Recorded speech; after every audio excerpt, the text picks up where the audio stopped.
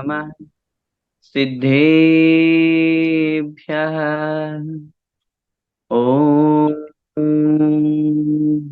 नमः सिद्धेभ्यः। ॐ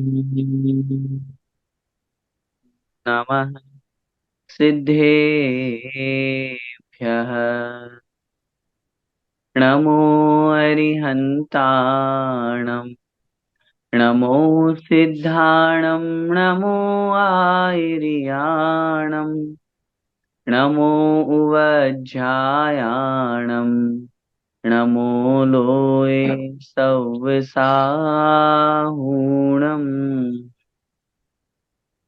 पंच परमेष्ठी भगवान की जय। द्वादशांगमय जिनवाणी माता की जय। चारित्र चक्रवर्ती एक श्री शांति सागर जी महामुनिराज की जय। संत शिरोमणि आचार्य भगवंत एक श्री विद्यासागर जी महामुनिराज की जय। परम पूज्य गुरुदेव निर्यापक श्रमण मुनि पुंगव श्री सुधा सागर जी महाराज की जय। अढ़ाई द्वीपस्थ समस्त महामुनिराजों की जय। बड़े हर्ष का विषय है। अभी जैसा कि विकास भैया ने कहा कि हमें पहले ये समाचार जानना है कि आप आचार्य भगवंत के श्री चरणों में हैं, और जिस समाचार के लिए पूरी दुनिया इंतजार करती है, कर रही है इन दिनों में, निश्चित रूप से हम ये शुभ समाचार सब लोगों के बीच में रखना चाहते हैं कि आचार्य श्री के स्वास्थ्य में पहले से सुधार है। हमारे मन में भी बहुत दिनों से भावना थी कि आचार्य भगवंत के चरणों में चलें, दर्शन करें। जैसे ही उनके स्वास्थ्य की प्रतिकूलता का समाचार सुना था, तब से मन में थोड़ी सी उद्विग्नता थी, व्याकुल था, परेशान था मन।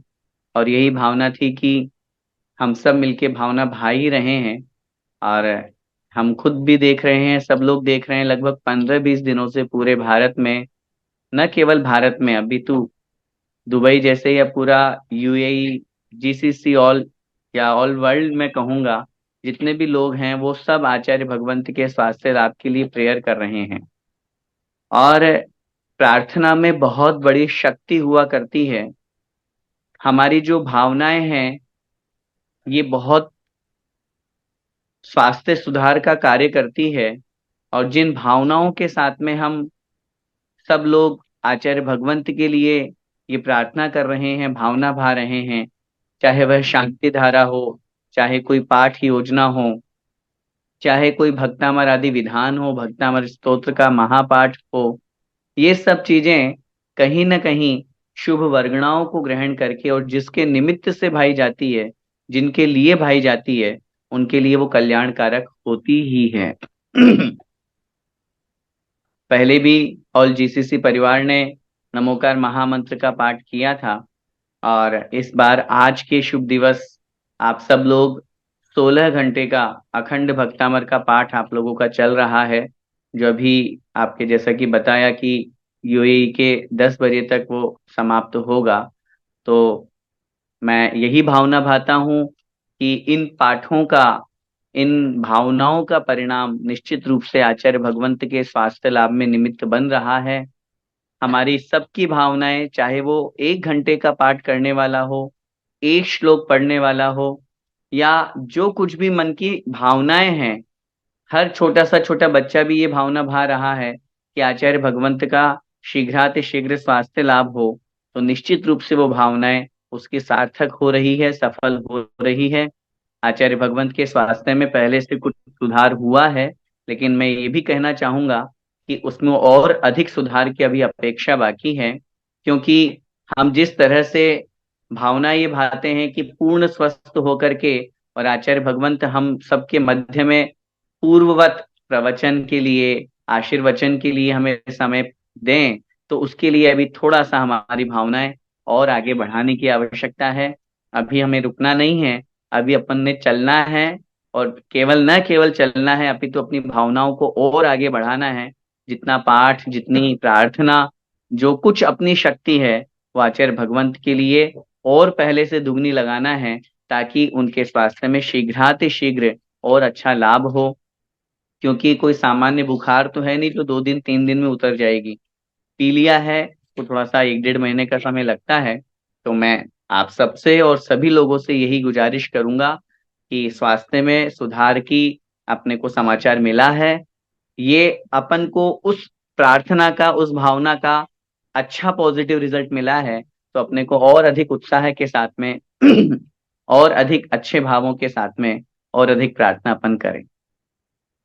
श्रमण संस्कृति सिद्धांत प्रवेशिका भाग 2 का हम सभी स्वाध्याय कर रहे हैं और वर्णन चल रहा है 10 लक्षण एवं 16 कारण पर्व का।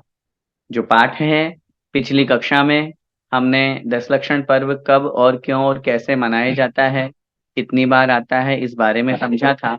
उत्तम क्षमा और उत्तम मार्दव, इन दो धर्मों के बारे में हम समझ चुके हैं। आज हम उत्तम आर्जव धर्म के बारे में समझेंगे। 10 धर्मों में तीसरे क्रम पर तृतीय जो जिसका क्रम आता है उसका नाम है उत्तम आर्जव धर्म। क्या लिखा है उत्तम आर्जव धर्म की परिभाषा, आइए देखते हैं, पढ़ते हैं। आर्जव का अर्थ ऋजुता अर्थात सरलता होता है। मन में कुछ, वचन में कुछ और प्रकट में कुछ, इस प्रवृत्ति का नाम ही मायाचारी है। इस माया कषाय को जीतकर मन वचन काय की क्रिया में एक रूपता लाना ही उत्तम आर्जव धर्म है। एक लाइन अपन पंक्तियां जो पूजन है उनमें पढ़ते हैं। मन में होए सो वचन उचरिए, वचन होए सो तन सो करिए। अर्थात मन वचन काय 3 योग हुआ करते हैं। इन तीनों योगों में जब सरलता होती है, आर्जव की परिभाषा आचार्य भगवंतों ने शास्त्रों में कही है, योगस्या वक्रता आर्जवम। योगस्य अवक्रता, वक्रता का मतलब होता है टेढ़ापन वक्रता का मतलब होता है कुटिलता, वक्रता का मतलब होता है मायाचारी, वक्रता का मतलब होता है छल कपट। बहुत बार ऐसा होता है कि हम मन में कुछ और सोच रहे हैं और सामने वाले से हमें और कुछ काम निकलवाना है, सामने वाले से हमें अपनी कोई कार्य सिद्ध कराना है, तो उसके लिए हम बोलना कुछ चाहते हैं ताकि वो हमारा काम वैसा सिद्ध हो जाए, क्योंकि डायरेक्ट बोलेंगे तो वो हमारा काम नहीं करेगा। ये भी तो मायाचारी है। बहुत बार ऐसा होता है कि हम सामने वाले को इशारे से या शरीर से प्रवृत्ति ऐसी दिखाते हैं जिससे हम अपना कार्य सिद्ध करना चाहते हैं, लेकिन मन में हमारी कोई ना कोई कुटिल भाव है, मायाचारी है, छल कपट छिपा हुआ है। इसका नाम है मायाचारी। और जब हम बात करते हैं आर्जव धर्म की, तो आर्जव धर्म इस मायाचारी से दूर रहने का उपदेश देता है। आर्जव धर्म हमें सरल बनाता है। आर्जव धर्म हमारी मन की कुटिलता को दूर करने का उपदेश देता है, क्योंकि वचनों से तो हम जब बोलते हैं तो वो झलक जाता है, चेहरे से भी बहुत कुछ झलक जाता है। क्योंकि कहा भी है कि क्रोध और मान, ये दो कषाय जो है, ये तो सामने प्रकट हो जाती है। कोई गुस्से में रहता है तो दिख जाता है कि ये आदमी गुस्सा कर रहा है। कोई अहंकारी होता है तो उसकी चाल ढाल से, उसके रहन सहन से, उसके उठ बैठ से हमको पता चल जाता है, यार बड़ा अभिमानी है, ये तो अहंकारी है। लेकिन मायाचारी समझ में नहीं आती, कुटिलता समझ में नहीं आती। बाहर से तो बड़ा सरल दिखते हैं, बहुत इतने विनम्र, इतने सरल कि भैया इनके जैसे कोई है ही नहीं, और अंदर देखें तो इतनी कलुषता, इतनी कुटिलता, इतना गंदा भाव भरा हुआ है कि हम सोच भी नहीं सकते। इसका नाम है मायाचारी। और आर्जव धर्म हमें यही उपदेश देता है कि हमें इस तरह का भाव नहीं रखना चाहिए। और नहीं रखने के पीछे सिर्फ एक ही कारण है, क्योंकि अगर हम मायाचारी करेंगे, हम कुटिल भाव करेंगे, किसी से हम धोखा करते हैं, चीट करते हैं किसी को, हम चाहे बिजनेस कर रहे हो, चाहे सर्विस कर रहे हो, कोई सा भी काम कर रहे हो, उसमें भी अगर हम अपना कार्य ढंग से नहीं कर रहे हैं तो फिर वो भी तो मायाचारी ही है। हम बिजनेस कर रहे हैं और उसमें अगर सामने वाले से हम छल कपट कर रहे हैं, उसको जैसा बहुत बार अपन तत्वार सूत्र आदि ग्रंथों में भी पढ़ते हैं, आचौर्य व्रत के अतिचार में बताया, प्रतिरूपक व्यवहारा, एक जैसे दिखने वाली वस्तुएं जो हैं, जो कम भाव की है उसको ज्यादा भाव वाले में मिला करके अपन ने बेच दी, या जो नकली माल था उसको असली बता करके बेच दिया, या सामने वाले से ज्यादा पैसा ठग लिया। बिजनेस में इस तरह का होता है, ये भी समायाचारी है। सर्विस में अगर हम पहुंचे हैं और वहां अगर हम टाइम टू टाइम काम नहीं कर रहे हैं, पॉकेट की तनख्वाह ले रहे हैं, तो वो भी तो मायाचारी है। तो कहीं ना कहीं किसी न किसी रूप में बच्चे हैं, स्टूडेंट्स हैं, अगर वो भी स्कूल में एग्जाम में नकल कर रहे हैं या आपस में अपने फ्रेंड्स लोगों के साथ में चीट कर रहे हैं, तो वो भी तो मायाचारी है। तो मायाचारी तो बहुत तरह की है। सिर्फ ऐसा ही नहीं है कि सामने वाले को छल कपट हम या धोखा दे रहे हैं तो वही मायाचारी है। हम चाहे बिजनेसमैन कुछ कर रहा हो या सर्विसमैन कुछ कर रहा हो या घर गृहस्थी में माताएं बहनें जो भी है, वो सब गृहिणी हो कुछ भी हो, वहां अनेक प्रकार के यहाँ जब इस तरह के विकल्प होते हैं तो वहां मायाचारी होती है। और जहां मायाचारी होती है वहां पर ये मान करके चलिएगा, आर्जव धर्म हमारे जीवन में नहीं आएगा।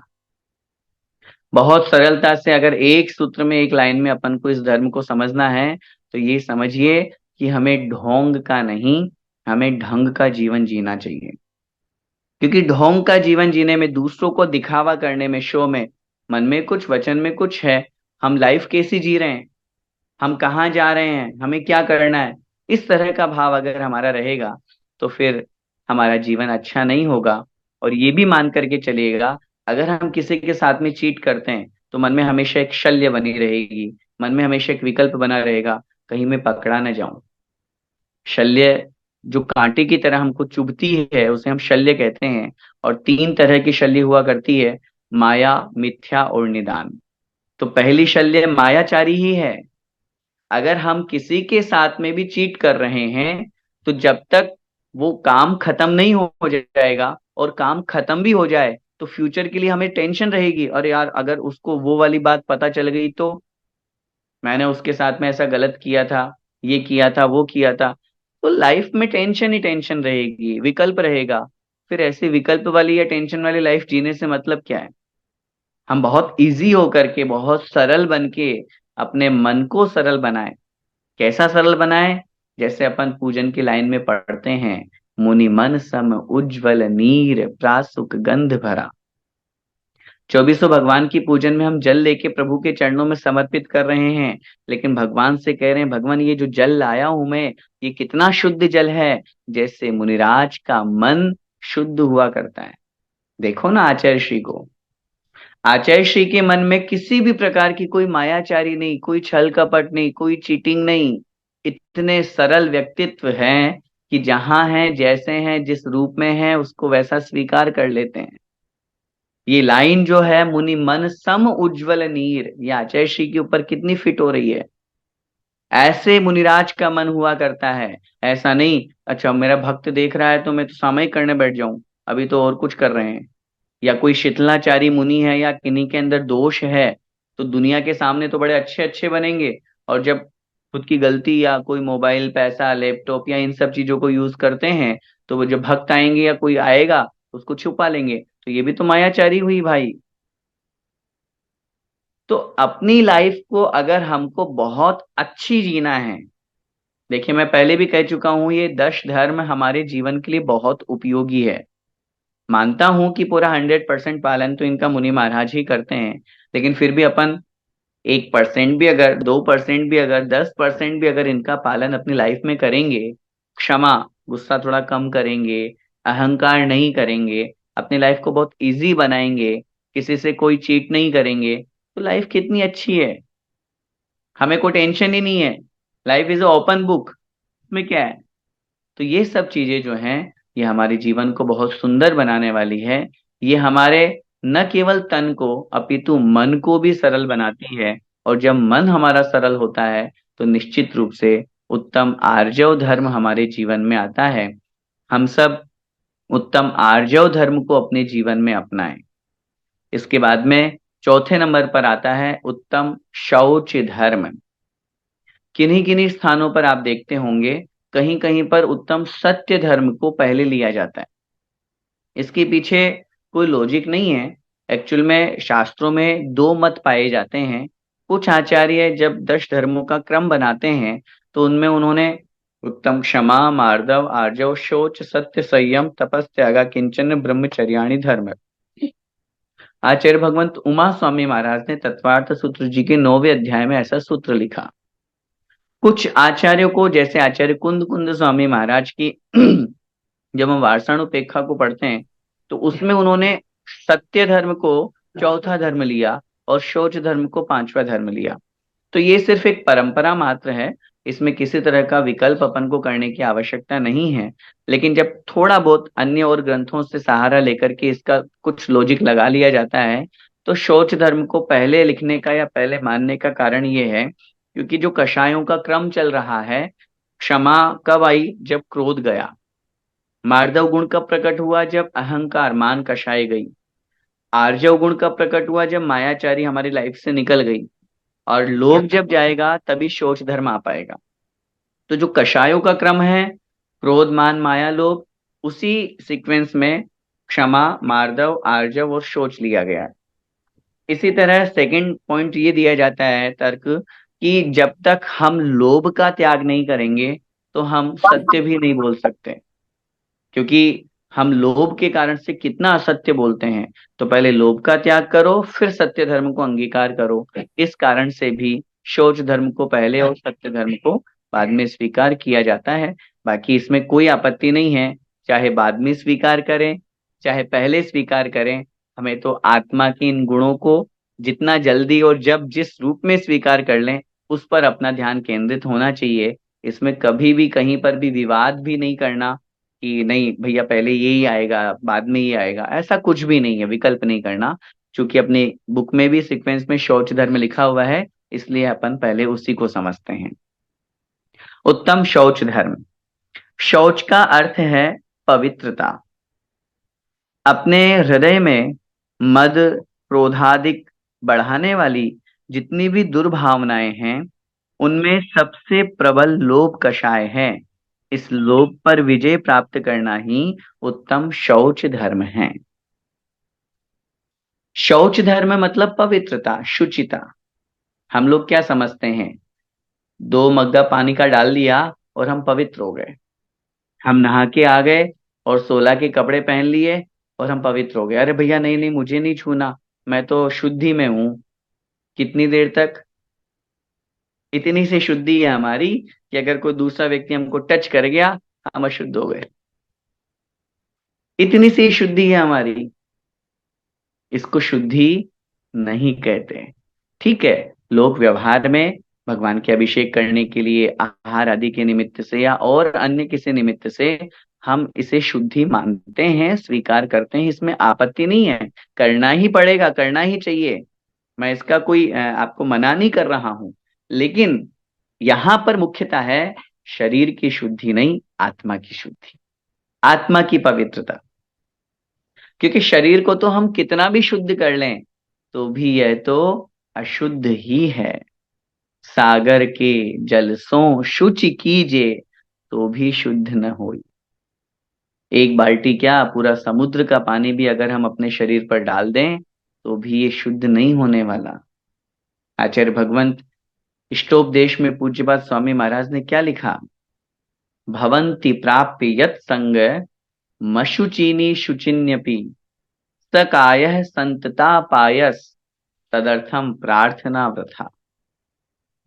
जिस शरीर का स्पर्श प्राप्त करके पवित्र वस्तु भी अपवित्र हो जाती है। बताइए, भगवान के चरण पवित्र हैं या अपवित्र? पवित्र। हमने स्पर्श किए और अपने सिर पे लगा लिए। अब इसके बाद वापस इन हाथों से भगवान के चरण को छू सकते हैं क्या? नहीं। क्यों? मतलब वो पवित्र हाथ जो भगवान के चरण को छुए थे हमने, पवित्र हो गए हमारे भी हाथ। लेकिन जैसे ही हमने अपने सिर पे लगाया, अपने शरीर पे लगाया, तो अब हमारे हाथ अपवित्र हो गए। अब वापस धोने पड़ेंगे अगर लगाना है तो। इतना अपवित्र है हमारा शरीर। हमने मुख में कुछ खाया और खाने के बाद वापस निकाला, वापस खाएंगे हम? नहीं, दूसरे को नहीं खिला रहे, आपको ही खाना है। खाएंगे? नहीं खा पाएंगे। क्यों? हमारे शरीर का ही तो है, हमारे मुख का ही तो है। हमारे मुख में जो लार है, थूक है, उसको हम दिन में कितनी बार निगलते हैं। लेकिन जब बाहर निकल आता है वो, तो हम उसको देखना भी पसंद नहीं करते। पल रुधिर राध मल थेली, की कस वसादिते मैली, नव द्वार बहे घिनकारी, असि देह करे किमियारी। पंडित दौलत राम जी ने क्या लिखा है छेड़ाला में? ये शरीर कैसा है? हाड़ मांस खून पीप इन सब से मिलकर के बना है।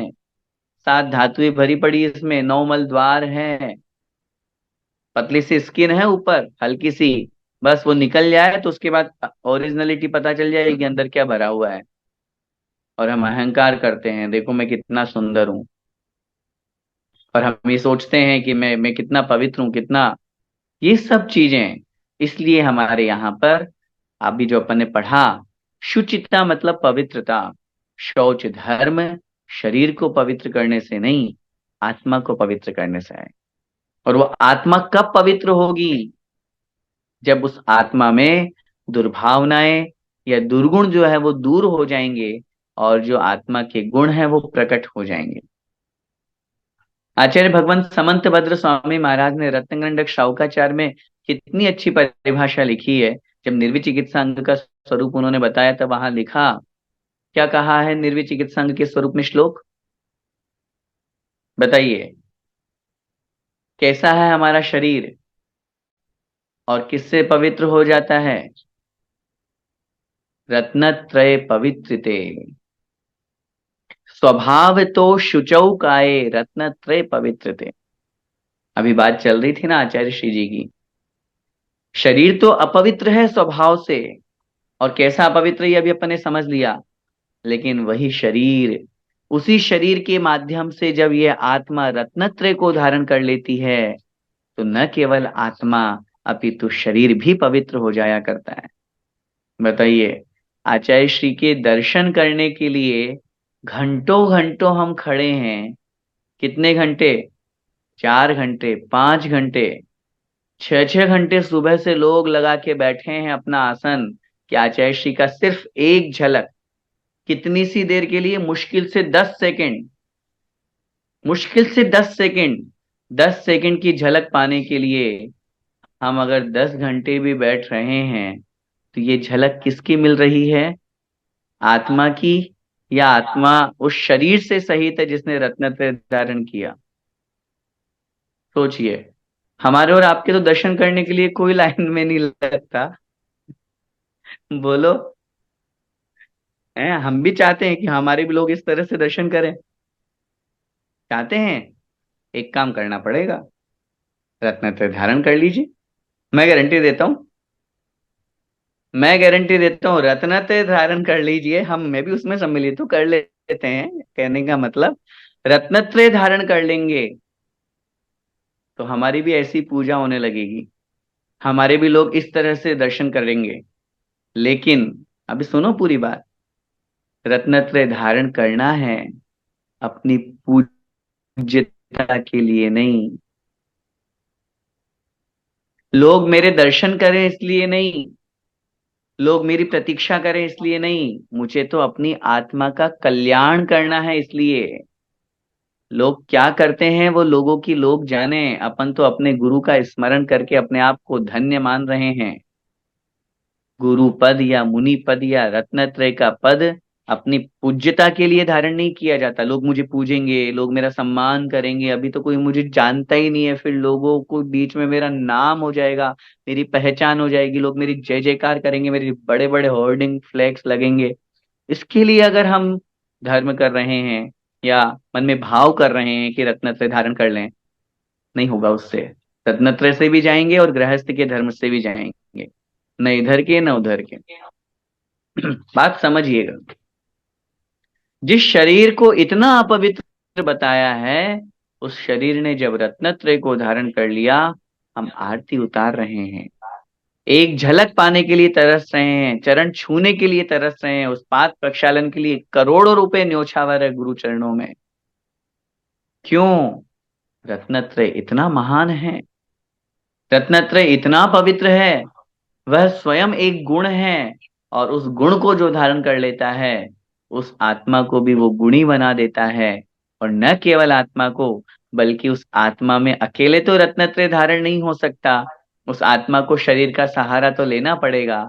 और कितने सौभाग्यशाली हैं हम कि वह शरीर सिर्फ हमारे पास ही है। चारों गतियों में से सिर्फ हमारे पास है, मनुष्य गति के जीवों के पास है, जो रत्नत्रय धारण करने की योग्यता रखता है, और किसी भी शरीर के पास में नहीं है। वो सर्वार्थ सिद्धि के देव भी जो हैं वो सिद्धालय से बहुत पास में है, बहुत पास में है। कितना पास में है? सिद्धालय से 12 योजन का स्पेस है, और फिर 8 योजन की जो पृथ्वी है, आठवीं 20 योजन, फिर उसके ऊपर 2 कोस, 1 कोस और 1545 धनुष।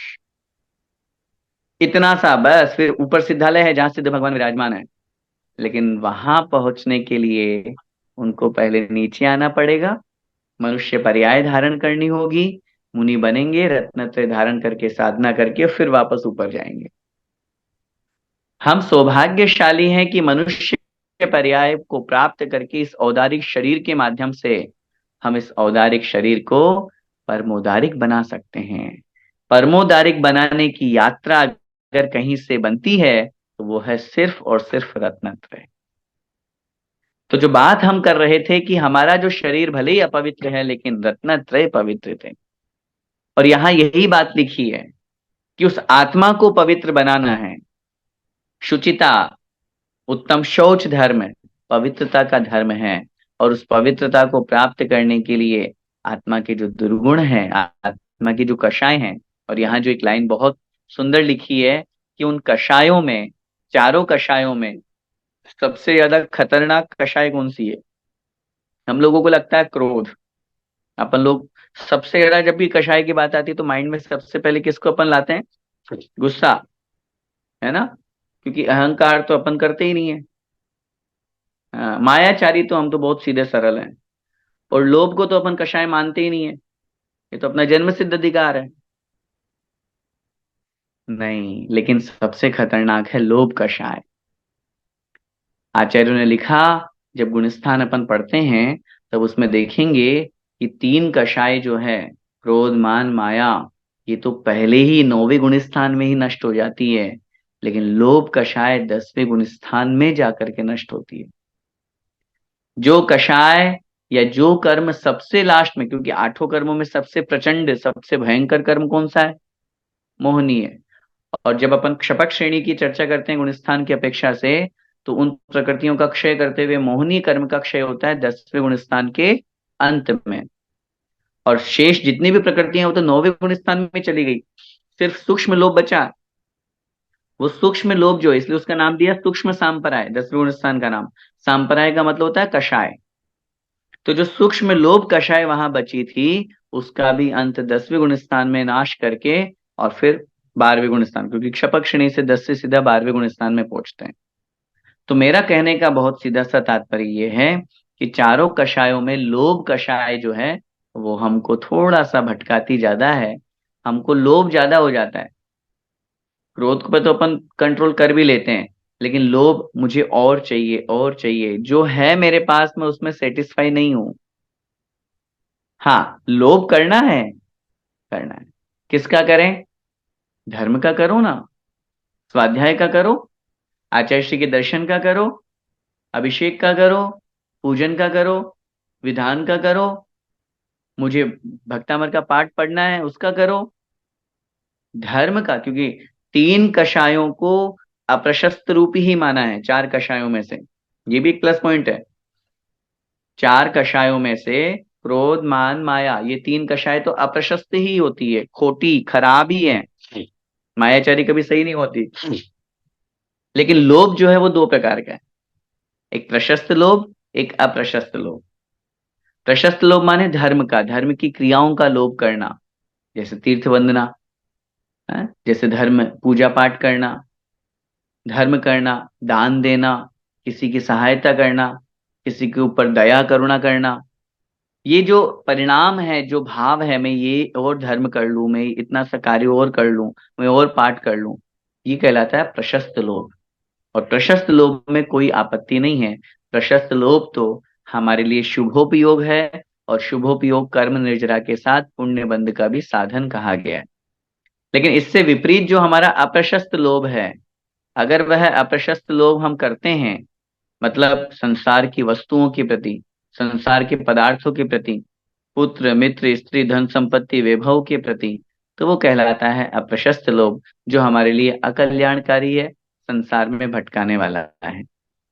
तो ये कहलाता है लोभ। और उत्तम शौच धर्म जो है, हमें उस लोभ से दूर होकर के उत्तम शौचता, शौच धर्म को अपने जीवन में लाने का उपदेश दे रहा है। वह कब आएगा? जब हम सबसे पहले तो मात्र बाहरी जो हमारी शुद्धि है उसको न मानते हुए, अपितु अपने अंतरंग की जो शुद्धि है, आंतरिक शुद्धि है, उसको स्वीकार करते हुए गुणों को अपनाएं, रत्नत्रय को अपने जीवन में अपनाएं, और फिर उसके साथ में अपने आत्मा के कल्याण के लिए जो कषाय बाधक बन रही है, ऐसी जो लोभ कषाय है, उसको हम कम करने का प्रयास करें। क्योंकि जितनी हमारी कषाय कम होगी, उतना हमारा आत्मा का गुण बढ़ेगा। कभी कभी हमारे मन में विचार आता है, जब ये प्रश्न हमारे सामने उपस्थित होता है कि हम सम्यक दृष्टि है या नहीं, तो एक उसका तरीका जानने का आचार्य भगवंत कुंद कुंद स्वामी महाराज के दर्शन पहुट की टीका में लिखा हुआ है। वहां टीकाकार आचार्य भगवंत लिखते हैं कि चार चीजें आप चेक कर लीजिए, चाहे अपने में चाहे सामने वाले में: प्रशम, संवेग, अनुकंपा और आस्तिक्य। ये चार गुण आप देख लीजिए।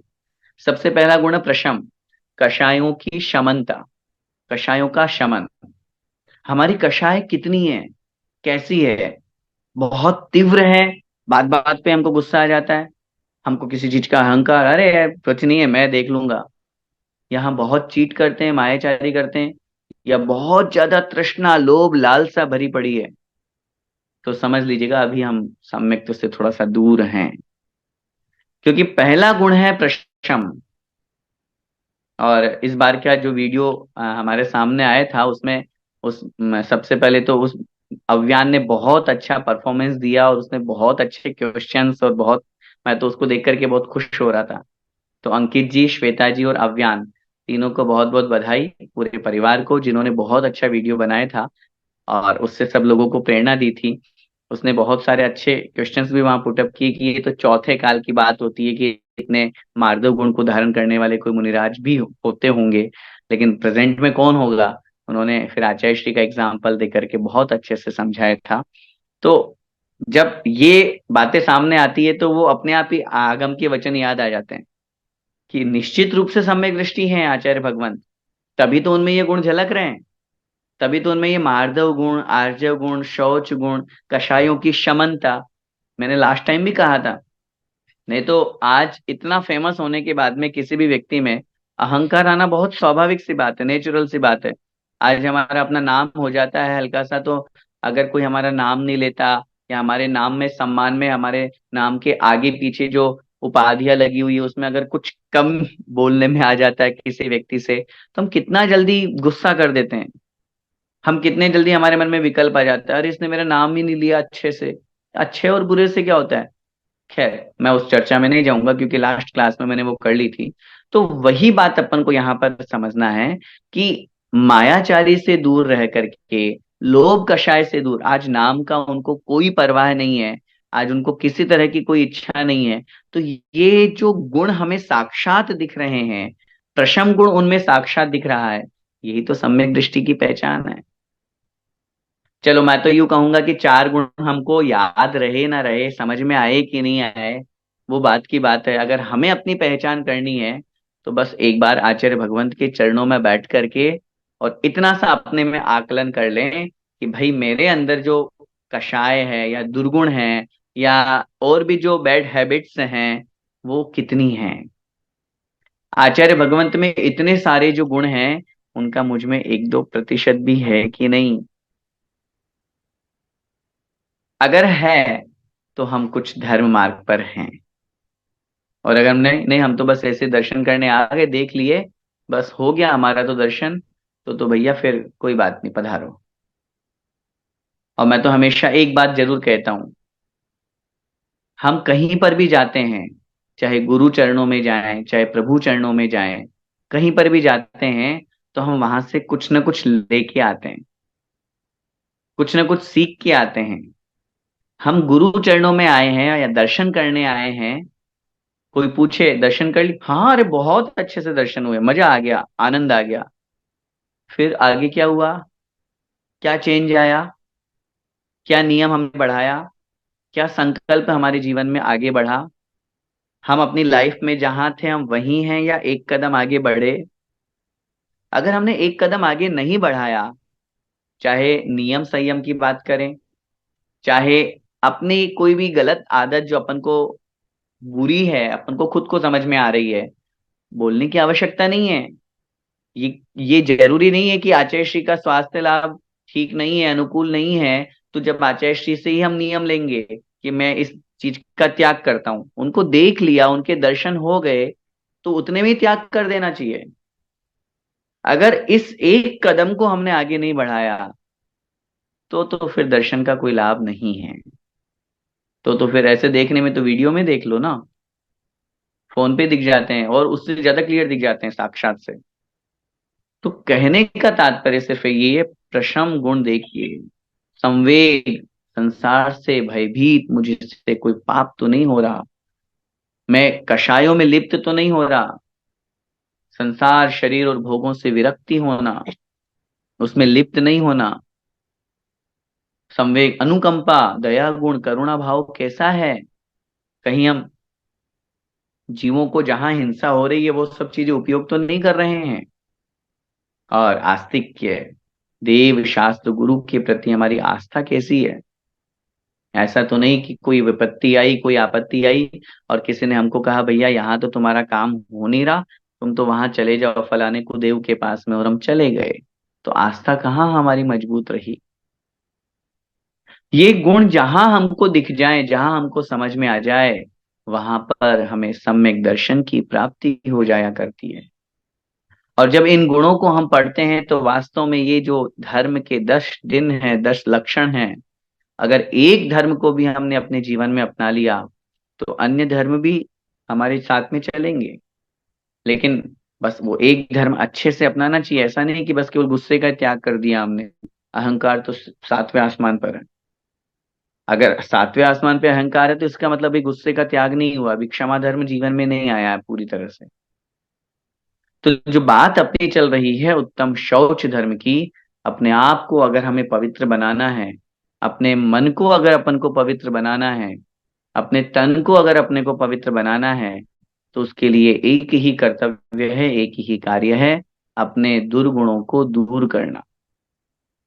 मन की जो दुर्भावनाएं हैं, मन में जो गलत परिणाम हैं, उनसे बचना, लोभ कषाय से बचना, जो है जितना है उसमें अपने आप को संतुष्ट रखें। एक सूत्र जो हमेशा कहा करता हूं, प्राप्त को पर्याप्त समझो। जो मिल रहा है, जो है हमारे पास, हमने कभी ये सोचा कि हम उसको पूरा भोग पाएंगे? कभी टाइम मिले तो एक बार हिसाब लगा के देखिएगा कि हमारी जितनी लाइफ है, जितना पैसा हमारे पास में है, जितनी संपत्ति हमारे पास में है, हम उसको पूरा यूज कर पाएंगे कि अकेले? और फिर आप सोचो नहीं, फिर मेरे बेटे मेरी बेटियां, अरे सब क्या होगा? सबका अपना अपना भाग्य है, सब अपना पुरुषार्थ है, क्या वो फालतू बैठे रहेंगे? कुछ नहीं करेंगे वो? उनको आप अकर्मण्य बनाएंगे? तो ये सब अपना अपना कर्म है, अपना पुण्योदय, अपना पापोदय। पूत कपूत तो क्या धन संचय, पूत सपूत तो क्या धन संचय।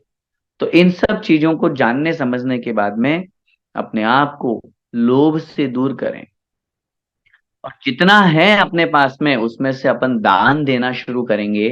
तो चूंकि दान निकालेंगे, तो उतने रुपयों के प्रति, उतने वस्तुओं के प्रति हमारा लोभ कम होगा, हमारा परिग्रह कम होगा।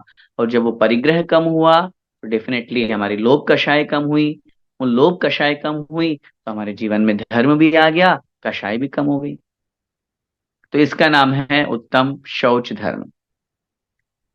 एक और धर्म आज की कक्षा में अपन लेते हैं, 5वां धर्म है जिसका नाम है उत्तम सत्य धर्म। किससे कहते हैं, आइए देखते हैं। दूसरों के मन को संताप उत्पन्न करने वाले, निष्ठुर कर्कश और कठोर वचनों का त्याग कर सबसे हितकारी एवं प्रिय वचन बोलना ही उत्तम सत्य धर्म है। कैसे वचन बोलना चाहिए? हित मित और प्रिय। ऐसे वचन जो सामने वाले के लिए बहुत अच्छे हो, हितकारी हो। ऐसा नहीं कि हमारी बोली सुन करके सामने वाला बिल्कुल, अरे भाई क्या बोले जा रहा है, क्यों बोले जा रहा है? होता है ना, बहुत से लोगों की एक आदत होती है, ये बकवास कर रहा है, बस सुनना ही नहीं चाहते तो भी वो सुनाए जा रहा है। वचन वर्गणा बड़ी दुर्लभता से मिलती है। दो इंद्रिय, तीन इंद्रिय, चार इंद्रिय, पंचेंद्रिय, असंगी पंचेंद्रिय, इन सब के पास रसना इंद्रिय तो है। भाषा वर्गणा भी इनको प्राप्त हुई है, लेकिन शब्द नहीं मिले। शब्द नहीं मिले। पशुओं को देखते हैं अपन, छोटे छोटे जानवरों को देखते हैं अपन, वो अपनी आवाज में कुछ ना कुछ करते रहेंगे, लेकिन शब्द नहीं है उनके पास। हम लोग कितने सौभाग्यशाली हैं, संगी पंचेंद्रिय है, शब्द है हमारे पास। और अगर उन शब्दों का हम मिस यूज करें, दुरुपयोग करें, गलत शब्द बोलें, कड़वा बोलें, कठोर बोलें, ऐसा बोलें कि सामने वाले व्यक्ति के दिल को चुभ जाए, तो फिर क्या बोला हमने बोला तो? पहले तोलो, फिर बोलो। बोलने से पहले हम सोचें कि हम किससे बात कर रहे हैं। गुस्से में आकर के हम बहुत बार अपशब्द बोल जाते हैं, गुस्से में आकर के हम बहुत बार सामने वाले को गाली गलौज कर देते हैं। बाद में फिर फील होता है, तो फिर क्यों किया हमने ऐसा? इसलिए कटुक कठोर शब्द नहीं मुख से उचारे। अपन बोलते हैं ये सब पंक्तियां। पंडित दौलत राम जी ने छेड़ाला में लिखा है पूज्य गुरुवरों के बारे में, मुनिराज की चर्या कैसी होती है, कैसे वो भाषा समिति का प्रयोग करते हैं। जग सुहित कर तब अहित हर, श्रुति सुखद सब संशय हरे, भ्रम रोग हर जिनके वचन, मुख चंद्र ते अमृत झरे। ऐसा लगता है जैसे मुख रूपी चंद्रमा से अमृत झर रहा है। ऐसा लगता है बस आचार्य भगवंत बोलते जाएं, बोलते जाएं, बोलते जाएं। हैं? अभी तो वो भी नहीं बोल रहे हैं, लेकिन जब 5 मिनट का भी प्रवचन होता था तो ऐसा लगता था बंद बंद क्यों हो गया है? क्यों? उनके वचन श्रुति सुखद, सुनने में इतना सुख देने वाले हैं, मन को खुशी पैदा करने वाले हैं। जब सामने खड़े होके दर्शन दे रहे हैं उसमें ही इतनी खुशी मिल रही है, और इंतजार है उस दिन का जब आचार्य भगवंत सामने आकर के हमें उपदेश देंगे, तब कितनी खुशी होगी। क्यों मिल रहा है ये आनंद, क्यों मिल रहा है ये सुख, कहाँ से आ रहा है? ये आचार्य भगवंत के जो शब्द वर्गणाएं हैं, उनका जो उत्तम सत्य धर्म है, वो इतना प्रबल है, इतना उत्कृष्ट है। उस धर्म को वो अपने जीवन में इतना अपना चुके हैं कि उनके मुख से कभी असत्य निकलता ही नहीं है, झूठ कभी मुख से निकलता ही नहीं है।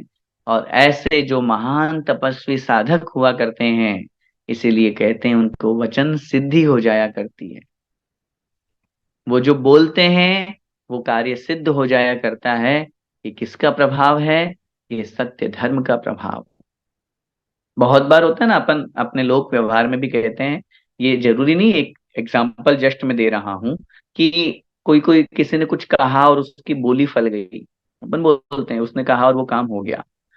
ये जस्ट एक कोइंसिडेंस हो सकता है, लेकिन बहुत बार जब किसी के साथ में अधिक बार ऐसा होता है और वो व्यक्ति कहीं धर्म से जुड़ा हुआ है, साधक है, तपस्वी है, तो ये मान करके चलिएगा कि वो अपने मुख से कभी अपशब्द नहीं बोलता, वो अपने मुख से कभी किन्हीं की निंदा नहीं करता, वो अपने शब्दों से कभी किसी को दुख नहीं पहुंचाता है। इसलिए उसके वचन इतने पावरफुल हो गए हैं, इतने शक्ति संपन्न हो गए हैं कि वो जो बोलता है वो कार्य हो जाता है। तो ये सत्य धर्म की महिमा है। समय आपका हो रहा है, बस इतना सा ही अपन को यहाँ पर समझना है।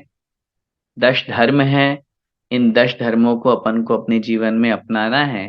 10 लक्षण में भी अपन बहुत बार सुनते हैं, लेकिन उस समय थोड़ा सा अन्य क्रियाओं में, अन्य चीजों में भी ध्यान होता है, तो उतना अच्छे से नहीं सुन पाते हैं। लेकिन फिर भी इस कक्षा के माध्यम से अपन अपने जीवन को बहुत अच्छा और बहुत सुंदर बनाने का प्रयास कर रहे हैं। जीवन में इन सब कुरीतियों को, दुर्भावनाओं को, छोटी छोटी गलतियों को दूर करके अपने जीवन में इन गुणों को लाने का प्रयास हम कर रहे हैं। हम यही चाहते हैं कि कषाय हमारी कम हो और ये गुण हमारे जीवन में आए। 5वें नंबर पे जो हमने सत्य धर्म पढ़ा, हमारे जीवन से जो असत्य है, जो झूठ है, झूठ हम उतना नहीं बोलते जितना हम कठोर और कड़वे वचन बोलते हैं, निंदनीय वचन बोलते हैं। 5 लोग बैठ करके किसी की निंदा करने लगते हैं, वो हमारे द्वारा हो जाया करता है। वो हम न करें, अपितु अपने समय का सदुपयोग करें। अपने मुख से स्तोत्र पाठ पढ़ें, अपने मुख से नमोकार बोलें, अपने मुख से भगवान की स्तुति करें, जिससे हमारे मुख से कभी गलत शब्द न निकले। और इस भाव में तो अपने मुख से कभी अपने को अच्छे शब्द ही बोलना है, गलत बोलना ही नहीं है, ताकि आगे आने वाले भवों में भी हमें ऐसी वचन वर्गणा मिले, क्योंकि ये बड़ी दुर्लभता से प्राप्त होती है। इसलिए उनको अपन बहुत अच्छी तरह से संभाल करके सत्य धर्म को अपने जीवन में अपनाएं। इन सब धर्मों को अपने जीवन में अपनाकर अपनी आत्मा का कल्याण करें। इसी मंगलमय भावना के साथ बोले द्वादशांग जिनवाणी माता की जय हो।